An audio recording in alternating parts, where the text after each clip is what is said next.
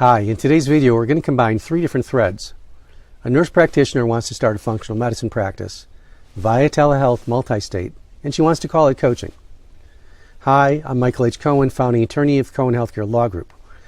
We help healthcare industry clients just like you navigate healthcare and FDA legal issues so you can launch or grow and scale your healthcare business. Now the first piece you've got here is you have an NP. While nurse practitioners typically do have a lot of practice autonomy, and we know that, normally there must be at least some collaborative relationship with a physician. Now granted, collaboration is less than supervision. The point is though, there is a medical doctor somewhere in the picture. And there's a legal agreement between the two that has to satisfy all of the requirements of state law for collaboration agreements between MDs and NPs. Now the next piece is telehealth. As we know, while the legal map for telehealth varies by state, there are some common elements across most states. So normally, a fax or email is not considered telehealth. So while it might be subject to HIPAA, it's not subject to telemedicine rules. Then, in telehealth, the standard of care is the same as for in-person healthcare practice. So practitioners must follow that standard of care. And healthcare providers who are not MDs or DOs must practice within their standard of care and their scope of practice as well. We also know that typically the practitioner must do certain things to establish the patient relationship.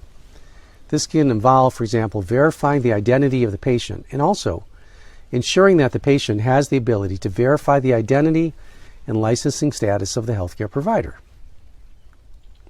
In many states, the physician-patient or NP-patient, provider-patient relationship can be established virtually as long as these criteria are satisfied, and the communication includes visual as well as audio-visual. Informed consent must be given and documented. In some states, prior to prescribing, the provider must perform a medical interview sufficient to establish an informed diagnosis. It has to be as good as if the provider had performed an in-person examination, physical exam. And an online questionnaire alone is not considered enough. It's static. It's insufficient. The supervising or collaborative physician must be available in person or electronically to consult if and as needed. If you dig more deeply into the statutes and regulations, you will also typically find a prohibition against advertising or promoting goods or services in which the healthcare provider has a financial interest. The telehealth portal can link to education information as long as there's no profit for the licensee. By and large, while we do recommend multi-state research and a legal strategy session to kick it off, understanding the fundamentals we've outlined in this video will go a long way towards staying on the legally safe side in a telehealth venture by an NP. Please look to our other videos for more drill down on legal issues relevant to a functional medicine practice or to telehealth or other issues. Thanks for watching. If you still have questions, give us a call, contact us via our website.